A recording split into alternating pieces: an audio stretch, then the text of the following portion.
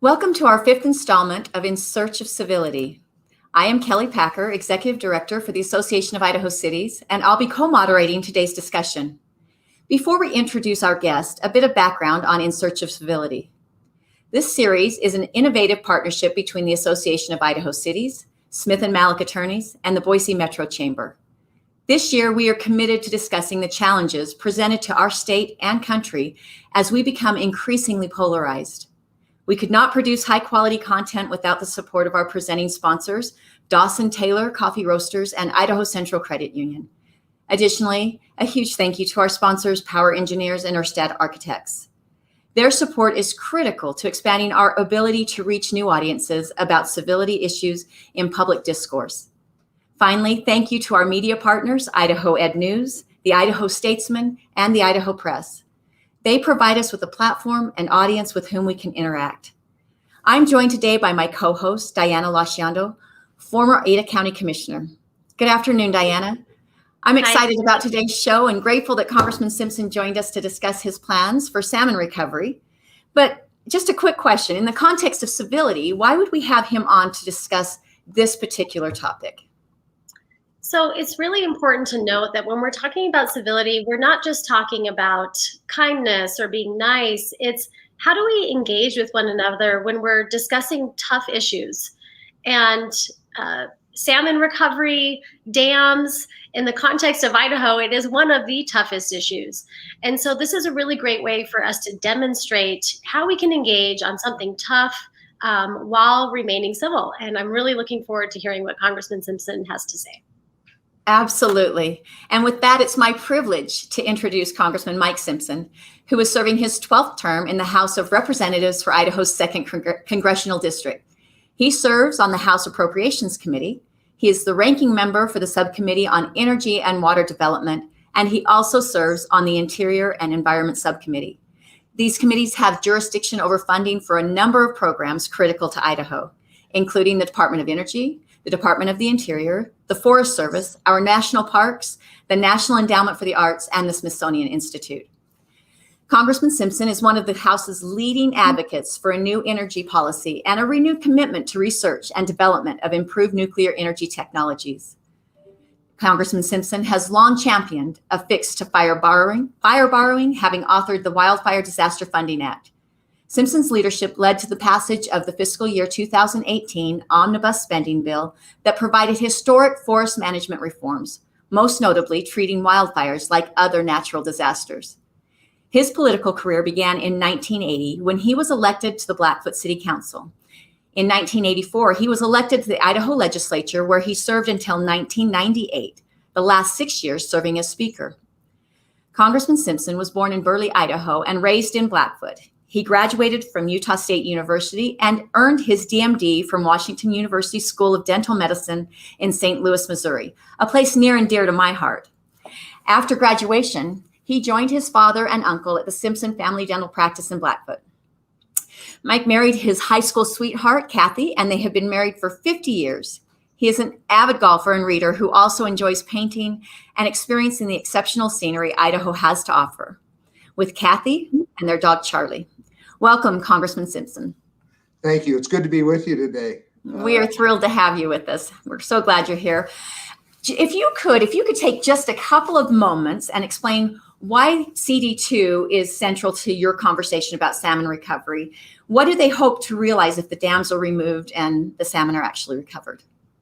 Well, first of all, let me thank you all for this In Search of Civility series that you're putting on. It's something that both Congress and the country need to engage in very seriously. But the reason salmon are important to the 2nd Congressional District is because the best spawning ground for salmon are in central Idaho, in the Stanley Basin and the Salmon River Basin. That's where I think the most important salmon and those that will have the longest lasting impact on salmon recovery, where they spawn. And right now, the problem is trying to get salmon back into Idaho. As you know, these salmon go to the ocean to grow and expand for about a 5-year period. Then they come back to the original places where they were spawned to spawn the new generation of salmon. And right now they come up the Columbia River, the lower Snake River, and up into the Salmon Basin. And unfortunately, there's just too many obstacles. And so we're watching the salmon go extinct in the 4 runs in Idaho that are currently on the endangered list. They're headed toward extinction if we don't do something about it. But, you know, this is, people have asked me, why does a congressman from the 2nd District care about this when the dams in the lower Snake River are in Washington and so forth? Well, it's because the spawning grounds are in Idaho, and it's Idaho salmon that are going extinct. And it seemed like when I looked at this issue, and we started studying this about 3 or 4 years ago, it looked like the people of the 2nd Congressional District pay all the costs for the dams that are in Washington and get very little of the benefit. What do I mean by that? We send 487,000 acre feet of water out of the 2nd Congressional District of Idaho down the river every year to flush salmon over these dams and help in salmon recovery. The one thing it hasn't done is help in salmon recovery. We're still headed toward extinction if we don't do something else. But we lose that 487,000 acre feet of water that can't be used in our district, whether it's to recharge the aquifer that is being depleted and going down, whether it's used for irrigation or for other purposes. That 487,000 acre feet of water is just lost. Secondly, we lose our salmon, which are a huge economic impact to the state of Idaho and to my district. So that's why a congressman from the 2nd District of Idaho is involved in this. The benefits of those dams actually go to Washington. We get about 8% of the power produced by those dams, power we can replace with other power. We also get cheaper barging for those grain producers in northern Idaho that use Lewiston to barge grain down the river. We can replace that. We can find other ways to get grain down the river at a cheaper price. But ultimately, and the reason I kind of kicked this hornet's nest, and it is a hornet's nest, believe me, the reason I kicked it is because I saw a train coming down the track that's going to cause a wreck if we don't do something about it. We have had, over the years, something like 25 different collaborative groups, I think 26 now, trying to solve the issue of how do we save salmon runs in Idaho and in the Pacific Northwest in general. So far, they have not come up with the solution.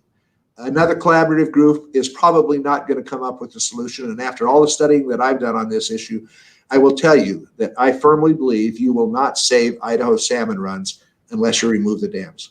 We'll get into that when I go into the presentation, the slide presentation. Which is a perfect introduction for that. That's what I was just going to get to. I know you have a very informative slideshow for us that we'd like to turn to now, if that's all right, and then we'll follow back up with some questions at the end. Thank you, Congressman Simpson. Okay, it's called Columbia Basin Initiative. And let me say first, this is not a piece of legislation. A lot of people think I've got a piece of legislation out there ready to go with it. It's not. We reintroduced this as a concept, and we introduced it about February 6th, I think it was. And it was to start this discussion about what needed to happen in order to address several problems. One of those problems is, how do you make the Bonneville Power Administration competitive into the future? We're getting increasing information that they are in a financial challenge, is, I guess, the best way to put it. They're asking to increase the borrowing authority from the federal treasury from $7.7 billion to $17.7 billion. They will tell you that we don't ever plan on using that, but if you're never going to use it, why do you need it? They are facing some financial challenges. Rural electrics are starting to look outside of the Bonneville Power Administration to buy power on the open market. And so that's one of the challenges that we look to face. How do you make the BPA competitive into the future?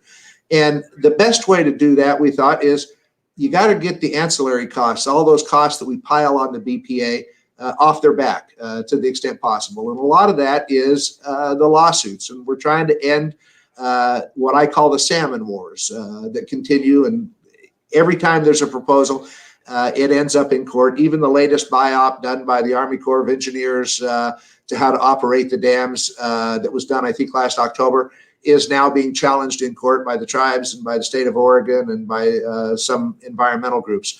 So how do you reduce those costs that the ratepayers end up paying? That was number one.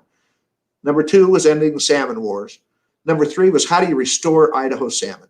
That's the biggest challenge we face, because I'll tell you what, the Endangered Species Act pretty much trumps every other statute on the books. I understand why that is, because the judge is going to look at that, and if once a species goes extinct, it's extinct forever. You don't recover that. And so a judge looks at the Endangered Species Act as almost the ultimate statute. So how do we recover Idaho salmon? And as we studied it, and I'll show you the statistics and stuff, I came to the firm conclusion that you're not going to recover salmon with the lower Snake River dams in place. That you're going to have to bypass those dams in order to recover Idaho salmon. As I said, there's been 25 different collaborative groups that have looked at this, and then the question becomes: if you're going to take the dams out, how do you compensate the stakeholders? Because these dams have a value. They produce about 3,000 megawatts of power. They produce for low cost of transportation of grain down the river and some transportation of products up the river.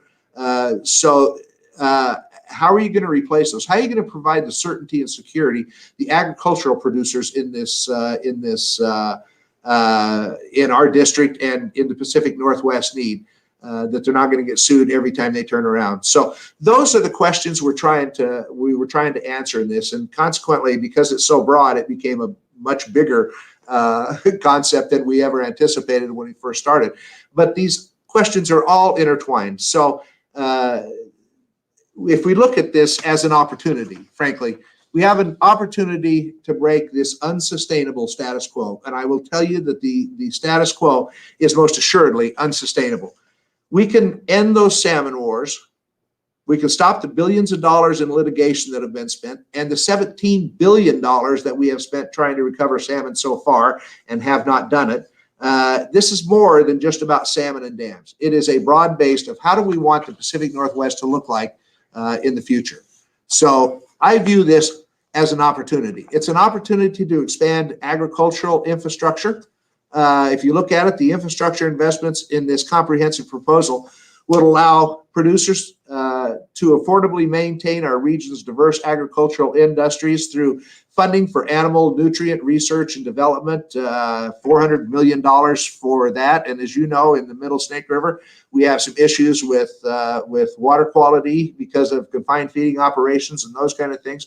We've put money in there to address that. We've also created a watershed program. It's a voluntary program that if farmers or producers wanted to join it, they would get a 25-year, as long as they were following the rules of that watershed program, they would get a 25-year exemption from the Endangered Species Act and the Clean Water Act. As I said, as long as they're following the program, and they would have that certainty and security that they need. We also put $3.6 billion into the Snake River transportation system, because if you take the barges out, you're going to have to replace that transportation of that grain down the river without increasing the cost to the individual producers up there. And that means you're going to have more rail and port development in the Tri-Cities, Lewiston, Clarkston, to enhance the commodity transportation system and reconfigure the irrigation that is compatible with a restored lower Snake River dam, because right now agricultural producers in Washington pump out of the lower Snake River, and that's going to have to be replaced. The other question people ask me all the time is, can we replace the power? We put $10 billion in this program to make available to the BPA muskrat. Excuse me, that's just telling them to change the slide. That was the key word. We can replace the power. We put $10 billion to make the BPA replace that power with clean and firm replacement power. That power would have to be in place before any dam is removed. And there are a variety of ways to do that. When these dams were first put in, the first one, Ice Harbor, was put in to produce power for the Hanford Nuclear Power Reservation for national defense purposes. The only option at that time was you put in coal-fired plants or you put in hydropower, and they chose hydropower, which was I think probably a smart thing to do at the time, but there are so many different ways to produce power today. You can do it with pump storage, you can do it with new battery technology, you can do it with small modular reactors that are being developed at the Idaho National Lab. And we create, this concept creates a Snake River Center for Advanced Energy Storage to be co-located at the Pacific Northwest Laboratory on the Hannaford Reservation, and a new Lewiston-Clarkston Research Technology campus. And we also put in a couple $2 billion for the resiliency and optimization of the transmission of the BPA, because every power company that I've talked to said the one thing you've got to do is you've got to make sure that the transmission remains with the BPA, because that's important to all of the power companies in the Pacific Northwest. The benefits for the Bonneville Power Administration, frankly, are that the borrowing cap with the Treasury increases from $17.7 billion to $15 billion.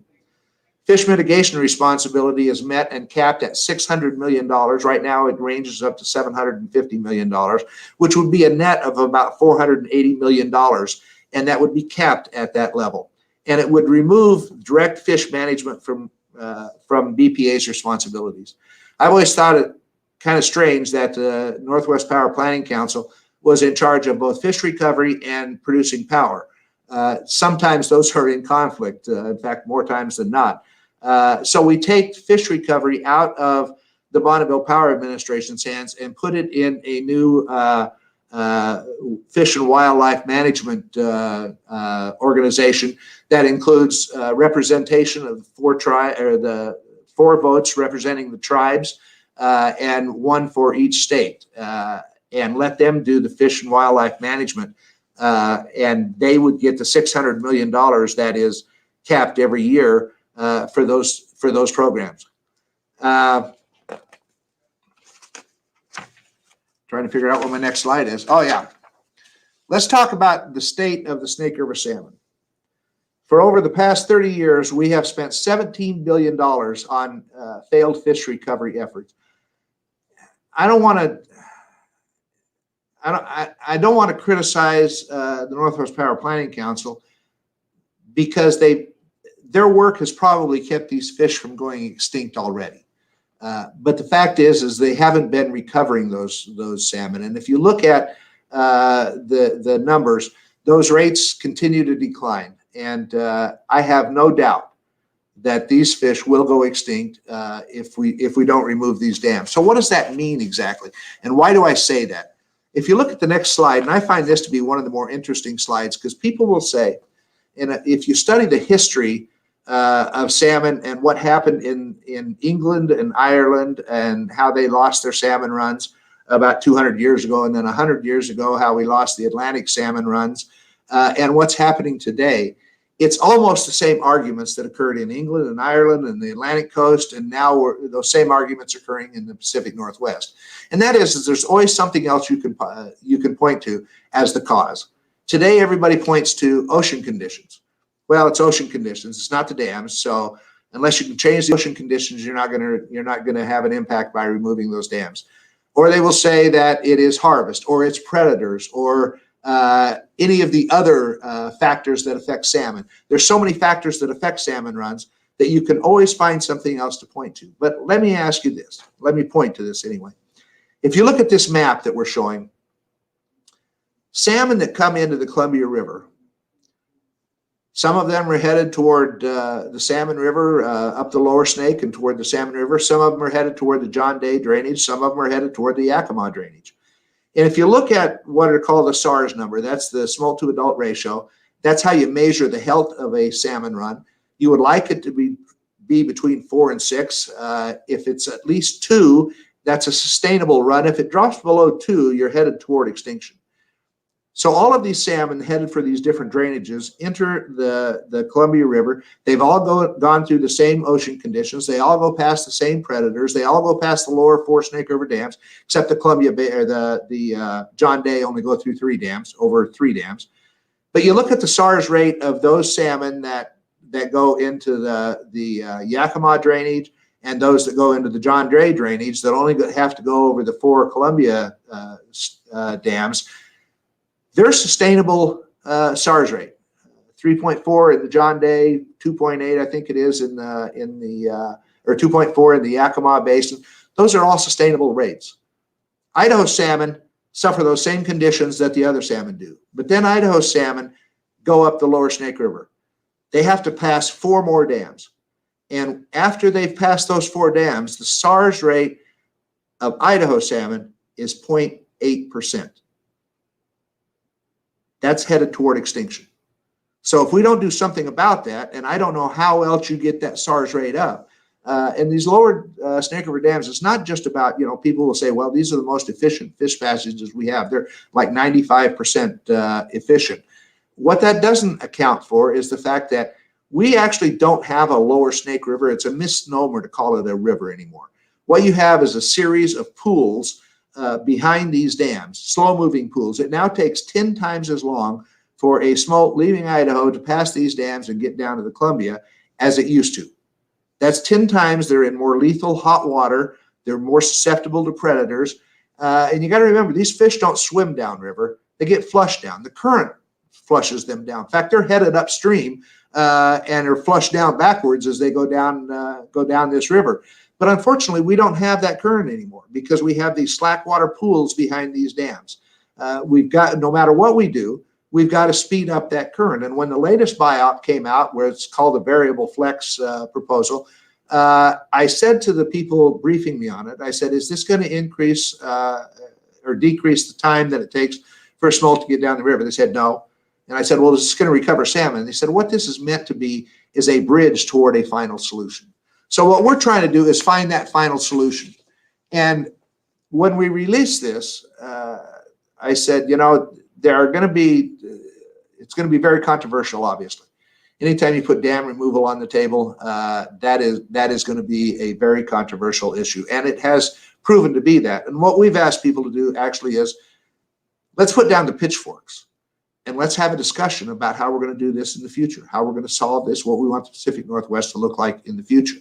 We can end these salmon wars. The way we do it in our proposal is we relicense all the remaining dams for 35 to 50 years, depending on when their license comes due. Most of the lawsuits center around dam relicensing, whether it's under the Endangered Species Act or the Clean Water Act. We relicense those dams for the 35 to 50 year period, which would make them exempt from these lawsuits and make them give us more certainty and end these salmon wars. Give us a chance. We need a break from all the money we're spending in court and actually go out and try to really recover salmon. I will tell you, there are environmental groups that have signed on to this and said that's a good idea. Others have said, no, we don't want to lose our right to sue. And that is one of the controversies. If somebody has a better idea of how to end these salmon wars, I'm all in favor of it. But right now, that's the best that we could come up with, and that's why we wanted to have this discussion in the Pacific Northwest. If you look at the next map, it shows the Columbia Basin dams that would be impacted. Those with the green dots around them, those dams would automatically be relicensed for the 35 to 50 year period. So the red dots are the dams in the lower Snake River that would be breached or removed or bypassed. So that's the idea that we came up with. Now, there are other organizations and groups. I know that Governor Inslee in Washington and Senator Murray have said, oh, we can't do that because we have environmental groups that are opposed to that. Well, okay, if you got a better idea, then tell me about it. That's all I'm asking for, is for them to start the discussion and be engaged in the discussion that we have on this thing. Bypassing the 4 dams and restoring the lower Snake River, you would remove the earthen berm and sediment around those dams, because those dams have built up sediment. So you'd have to do dredging to remove the sediment, and then you would remove the earthen berms around those 4 dams. And we put the money in this proposal to do that, $1.4 billion, the sediment mitigation fund of $400 million, and then the lower Snake River restoration fund of $75 million. And we would also have to do a Snake River corridor road and rail study mitigation, because you're going to increase traffic on the rails and on the roads. Now, some people will say, well, gee, you're going to increase carbon emissions because you're going to put all these trucks on the road and you're going to take them off the barges. That might be true today. I don't think that will be true in 10 years. These dams don't come out for another 10 years, till 2030. I don't think that will be true, because I think you're going to see more and more battery-powered trucks on the road than you ever can imagine, because they're finding out that they're actually more efficient to run. I've talked to some trucking companies that have already ordered some battery semis. They haven't got them yet because the production is so slow right now. It's the initial investment that makes them prohibitive, but once you've got one, the operating cost is much cheaper than it is to run a diesel truck. So I think you're going to see in this transition of the Pacific Northwest, you're going to see more and more battery-powered trucks and so forth on the road. So I'm not as worried about adding carbon to the atmosphere that some people will say. We also improve the water quality, as I said, the watershed partnership programs that we've put in place, the animal nutrient management that we've put in place to try to improve the water quality that goes down the river. That's something that needs to be done regardless of whether these dams come out or not. And then we have to invest in the communities that would be affected by that. So much of this program is, and the reason that it costs $33.5 billion by our estimate, is that you can't just go in and take the dams out without addressing the challenges that puts on the stakeholders.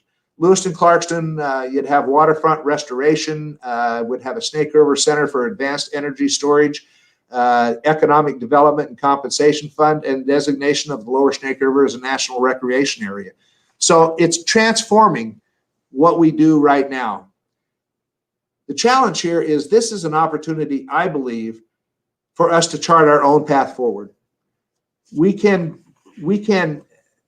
use this opportunity to chart our own course rather than having someone else chart it for us. And make no mistake about it, if we don't do it, someone is going to do it for us. As I said, the current BIOP is under litigation right now. Nobody expects that litigation won't be successful. And then where do you go? And what's a judge going to do when he decides that, you know, the only way to restore these salmon is to remove these dams? There's a question of whether a judge can order a dam removed or not. I don't think they can, but then I've read some legal opinions that think that yes, a judge can order that. But that's a judge making that decision for us. And do you think if a judge actually ordered the removal of the dams, they'd say, oh, listen, you better find a way for alternative transportation and how to pay for it, or you better find a way to replace the power that the dams produce? No, they would just order the dams removed in order to save the Snake River salmon. So we can either chart our own course forward, or we can have it charted for us. And that's really the reason that I introduced this bill. You know, I think the reason you elect members to Congress or to any body, whether it's the city council, the county commission, or the state legislature, is when you see a problem, you expect us to try to solve it. That's what we've done here. And as I said, I see a train wreck coming down the road if we don't do anything and if we just let this progress the way it is. Because make no doubt about it, these salmon will go extinct. And I don't think a judge is going to let that happen under the Endangered Species Act. So that's why we introduced this, to allow for this discussion to occur. Obviously, when we first introduced it, there were people that are the hell no crowd, will never remove the dams. There are other people that have said, you know, that's the only way we're going to restore salmon. And there are people that said, well, maybe we ought to discuss this. I'm trying to get into this discussion stage, because if people have a better idea of how we can do this, how we can save salmon, I want to hear from it. And we've had some ideas from people. We've had over 500 meetings with the states of Idaho, Washington, Oregon, environmental groups, stakeholder groups, the Indian tribes. And I will tell you, the Indian tribes have been great to work with on this. They know the importance of restoring these salmon runs. It's part of their history, their culture, their heritage, their religion. And that's what they want is these salmon runs restored, and they've been working nonstop on it for a number of years. And we have an obligation. Almost every treaty that I've seen that was signed by one of the Northwest tribes with the federal government, they maintained their fishing rights. Well, guess what? Those fishing rights don't mean anything if there's no fish. So we have to do everything we can in our power, I think, to try to restore these salmon runs from both a legal obligation and a moral obligation. So that's what I've been working on, and trying to make sure that that we can answer the questions about the predators. We're doing more and more about controlling predators. We need to do even more, and we will keep working on that. I would like to see Idaho's 487,000 acre feet of water be used in Idaho rather than flushing it down the river to keep these pools high so that Washington pumpers can pump out of these pools and so that we can barge, which doesn't benefit southern Idaho, but yet we lose the water as our aquifer goes down. I think there's a better use of that 487,000 acre feet of water. As I said, out of the power that we get from these dams, only about 8% of that power goes to Idaho. The dams that need to be bypassed are not used for flood control. The 4 dams on the lower Columbia River are flood control dams. They produce power also, but they are flood control. That's what keeps Portland's feet dry. These 4 dams are not flood control dams. And lastly, I would say this is what happens if we fight. If you look at what happened in the spotted owl debate over in Washington, or over in Oregon, all of these small communities used to have sawmills, they used to have timber mills, that kind of stuff that was going on. And the spotted owl debate came up, and the resource users were told, listen, if you just fight this, you'll win in the long run.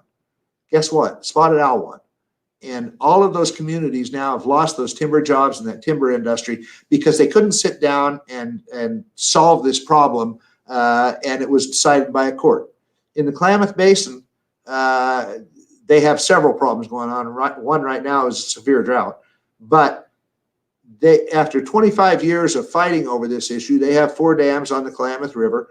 They're not like the dams on the Lower Snake, but they are dams there. And fighting over those for about the last 25 years and watching their salmon runs go down substantially, they finally came to an agreement between the tribes, the environmental groups, and the agricultural community. And what it was is they were going to remove the 4 dams. That made the environmental group happy. They were going to, and the tribes happy. The tribes were going to subordinate their water rights to the agricultural community so that they could irrigate. And tribes never do that. But they were going to do that, and in return, they got like 200,000 acres of forest land to be able to manage and so forth. And agriculture got its water needs met. They brought that, and as I said, the 4 dams are going to come out. They brought that proposal to Congress. Congress wouldn't approve it, mainly because there were people that just said, we're not going to remove these dams and so forth and so on. Well, guess what's happening now? Those 4 dams are coming out. They'll be out by 2024. And nobody's being compensated for that. Not the tribes, not the environmental groups, not the resource people that depend on that water and stuff. So that's what happens when a judge makes this decision rather than us getting together and talking through and coming up with a solution that fits us best. I'm not doing this for me or you. These salmon won't go extinct probably in my lifetime, but they will go extinct. I'm doing it for future generations of Idahoans. That's what we ought to be looking at, is what do we want the Pacific Northwest to be 25 and 50 years from now? Because the decisions that we're making today are going to make that determination. So that's our concept in general. I'd be happy to try to answer any questions you might have, Kelly or Diana. Thank you, Congressman. It strikes me that sometimes the sign of good policy is when nobody's completely happy, and that's really where you're trying to work through here. But you touched on this a fair amount in terms of not being beholden to what a judge might say, and we know there's a lot of sort of flames being thrown out there, really from both sides. And what's it going to take to get leaders back to a place of collaboration on this issue, including Idaho's delegation that, pardon my damn pun, that has been slow to warm on this issue? Well, that's a good question, Diana. And we have, as I said, we have briefed every member of the Pacific Northwest delegation that would talk to us. And that's most of them that have come in. And we've got a war room where we've been working on this for, my chief of staff's offices looks like a war room with everything up on the walls. But we've invited anybody to come in and talk to us about it and that kind of stuff. And I have repeatedly said, if you got a better idea, let me know. Tell me. And as I've talked to groups, I've said the same thing. But as you know, politicians are risk averse. And that doesn't solve many problems if you're unwilling to engage. I have been very pleased with some members. Earl Blumenauer has joined me, and Earl and I don't agree on every aspect of our concept. And I said, that's okay. Let's talk about it and see how we can come up with a compromise that will actually work for us and address these challenges that are coming down the pike if we don't do anything else about it. I have talked multiple times with the governors and staff members in Washington and Oregon and Idaho to get their input on it and so forth. And it's just a matter of continuing these conversations. Now, I find it interesting that Governor Inslee and Senator Murray came out with kind of a rejection of what I had proposed. And my answer to that, and they wanted to start their own group, and my answer to that was, hey, fine, I'm welcome you to the dialogue and trying to address this issue. They did say that they thought dam removal had to be on the table. The question is this can't go on for a number of years. It's urgent that we do it now. I'm trying to get the money for this, the $33.5 billion, into the infrastructure package being proposed by the president, not to enact my bill. And it doesn't mean that everybody that would support putting this money into this Columbia Basin initiative supports my bill. What it means is you support solving this problem. We will put it into an account that can't be used until Congress comes up with a solution to this.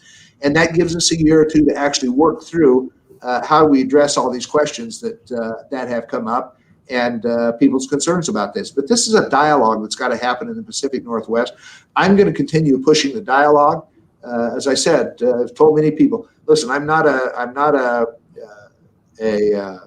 power engineer. I'm not a fish biologist. I'm not an agriculture transportation expert or anything like that. But what we are pretty good at in our office is solving problems and getting people together to try to solve these problems. So that's what we're going to continue to work on, regardless of how this comes out in this infrastructure package. But it's a discussion that's got to be had. And so that's why I kicked the hornet's nest. Right. And to your point about it taking a while, trying to establish current funding mechanisms for a future solution. What do you envision success looking like in the next 10 years? And are you worried that after over 30 years of amazing service to improve Idaho, that this may overshadow all of the other work that you've done? It may. Some people have said, well, you just put your political future on the line. Well, that's true. Anytime you make a controversial decision or a controversial call, as you know, that puts your political risk, puts you at political risk. But you know what? If you're not solving a problem, then why are you here? And I will tell you, this is a problem coming down the railroad tracks. And we can put our heads in the sand and ignore it, but it's coming whether we like it or not. I didn't create the problem, but I'm certainly trying to solve the problem. I would think what I would like is to be able to put the funding in place for this initiative, and then have the discussion about how we're going to do this. How are we going to solve it? Is dam removal going to be a part of it? Or is there another option out there that we haven't thought of or somebody else hasn't thought of? I don't know, but I'm willing to look at all options, all possibilities, but they've got to be real. They can't just be some pie in the sky. If we do this or that, maybe that'll happen, because we don't have that much longer. I would hope that over the next 10 years that we actually get something along the lines that we've proposed enacted, with modifications that people might come up with or better ideas, and that we have the resources. You've seen in the past where Congress passes a piece of legislation authorizing funding for a variety of programs, and everybody goes, yeah, that's great.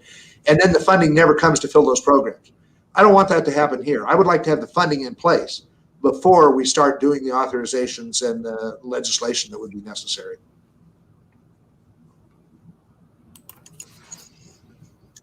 Thank you so much, Congressman. I'm going to use that quote. If you're not solving a problem, then why are you here? I think that could be applied to a lot of issues. Yeah, so good. This podcast centers on civility, and really civility can often disappear in the face of complex issues like the Snake River dams and salmon. And recently, Representatives McMorris Rogers, Newhouse, and Benz, all Republicans, attacked you by accusing you of having secret conversations with a Democrat. God forbid, I am a Democrat. Yeah. I believe that was Governor Kate Brown. Yeah. But this issue of incivility is just really the tip of the iceberg. And given your experience for being attacked for talking with a Democrat, and really looking back at January 6th and the fight over Congresswoman Cheney's leadership position for telling the truth, do you have concerns that the political parties are becoming irrevocably uncivil? And what's the path back to civility, if there is one? Boy, that's a really good question. I once told a guy sitting in the airport one day when we were talking about this a couple of years ago, I said, this pendulum swings out to the right, and then it swings out to the left, and it just goes back and forth, and I expect it to swing back at some point in time here. And he said, the problem is it never stays centered very long. And he's absolutely right. That's the challenge, is how do you keep it centered? And I'm seeing the Democratic Party move further and further to the left, being dragged that way, and the Republican Party being moved further and further to the right. And people who can work across the aisle just kind of giving up and leaving Congress. And I think that's sad. That's not good for our democracy, and that's not good for Congress or for our government. So I continue to work across the aisle. I do find it interesting, and I've talked to Kathy McMorris Rogers and Cliff Vance about this, that they put out this press release. I couldn't tell you how many times I have briefed Congressman Newhouse, Kathy McMorris Rogers about what's going on, what we're proposing, what our ideas are, and so forth. I've also told them, if we're going to end the salmon wars, you need to go talk to the people who are always the plaintiffs in these lawsuits. Some of the environmental groups, some of the tribes, some of the states. Oregon always seems to be one of them. So yes, we've been in contact with governors and their staffs of all the states, talking to them about the issues. And then the Washington or Oregon governors got their communications got FOIA'd, so that they had to release all the emails and everything that we had sent back and forth. Most controversial thing in any of the emails that we had sent with the state of Washington was "Have a Merry Christmas." But to suggest we were hiding anything, they didn't have to FOIA us. They could have come and talked to us, would have given them the information. We're trying to keep this as open to the public as we can, as transparent as we can. So for them to come out and say that was very much disappointing to me. But part of that is I've got to get over that, because I do a lot of work with them in other arenas, and I shouldn't let that affect me. Being the ranking member of the Energy and Water Committee, Hanford is very important to me, and I can't let my disagreement over this with with Congressman Newhouse affect what we do at Hanford. And that's the challenge for a lot of people in politics, is we always let it bleed over into other issues and stuff. I can understand their opposition. These dams are in their districts. But yeah, we've got to get past that. So it's a matter of, you ask how we can change this. I don't know. It is true that Congress is very, very divided. But you know what? The American public is too. And I think the more we talk with one another, the better off we are. When I look at this issue, oftentimes I sit down with people that think I've lost my mind. Who knows? They might be right. But I talk with them, and as we talk through all this thing, I will see them kind of coming around to, yeah, that's a good point. Yeah, we need to consider that. I don't know that I agree with dam removal, but it's a discussion we have to have.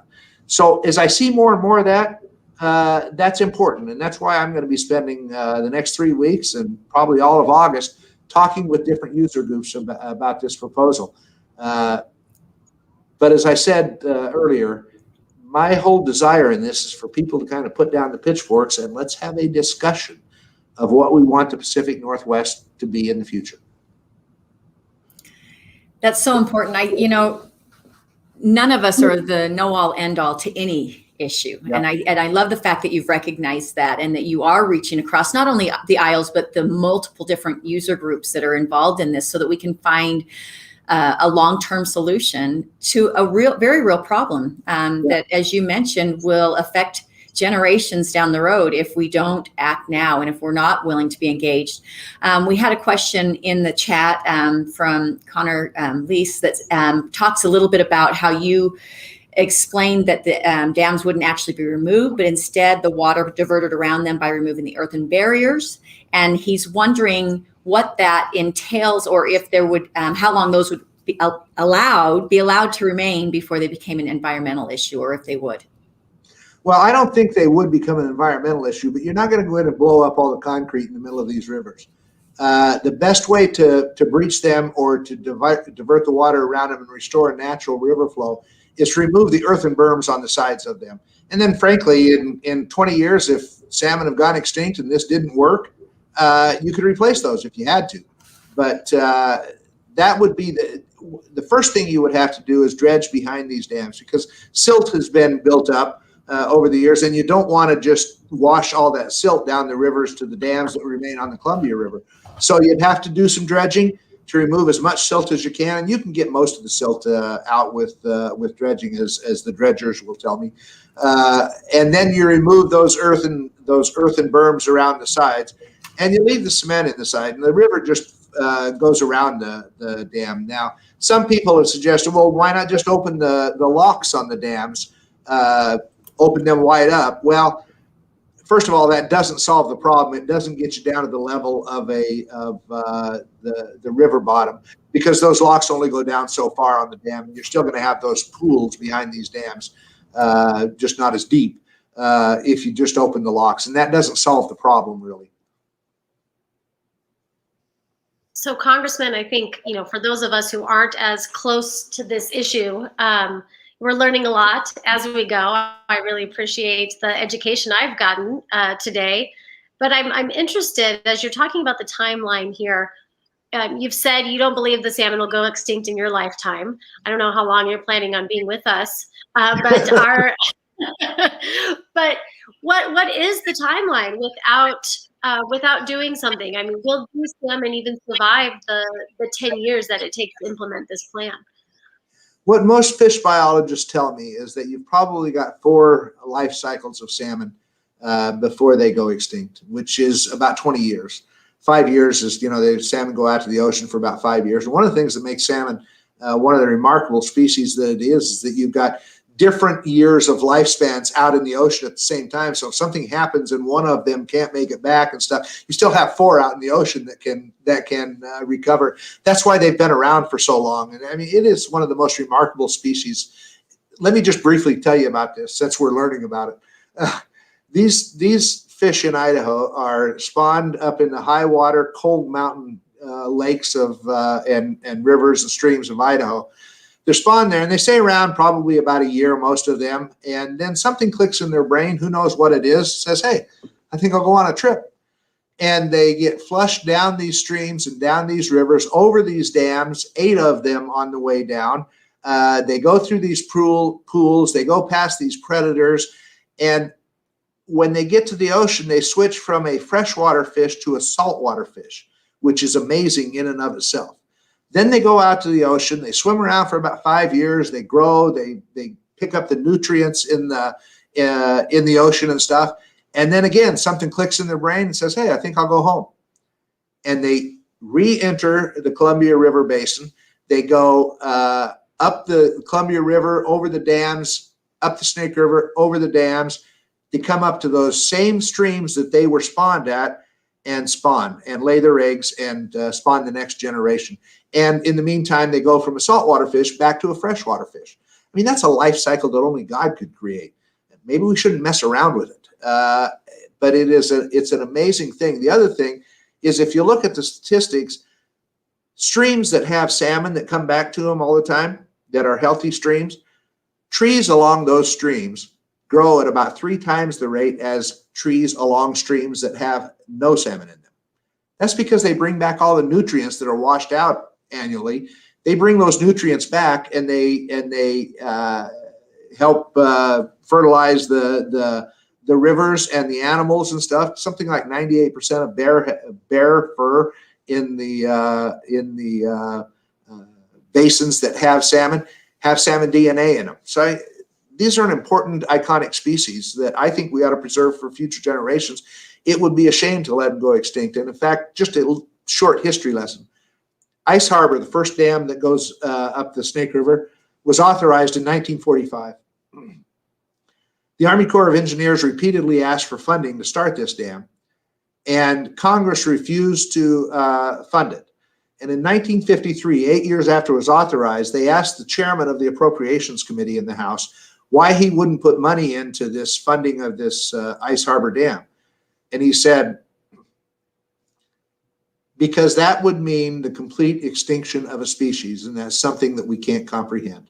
We knew this in 1953, but yet now is playing out just as the chairman of the Appropriations Committee in 1953 stated. 2 years later, they slipped in $1 million appropriation as a rider onto a House conference report and started Ice Harbor, which started the domino of dams being built on the lower Columbia, or on the lower Snake. Interesting history. Absolutely. Thank you so much, Congressman. I think we're going to close it out today. We've all learned so much, and I think this is just the tip of the iceberg. We would like to thank our partners, the Association of Idaho Cities, Smith and Malik Attorneys, and the Boise Chamber. Thanks to our media partners, Idaho Ed News, the Idaho Statesman, and the Idaho Press, and our incredible presenting sponsors, Dawson Taylor Coffee Roasters and the Idaho Central Credit Union. Additionally, thanks to our sponsors, Power Engineers and Ørsted Architects. And a really special thank you to Congressman Simpson. You have provided us with a lot to think about, both in this particular issue, but also with the way that you approach it and the way that you're engaging people from all arenas. We hope you continue to push it and that you're able to move a solution forward. We'll be back in a month with another edition of In Search of Civility. Thank you, Congressman.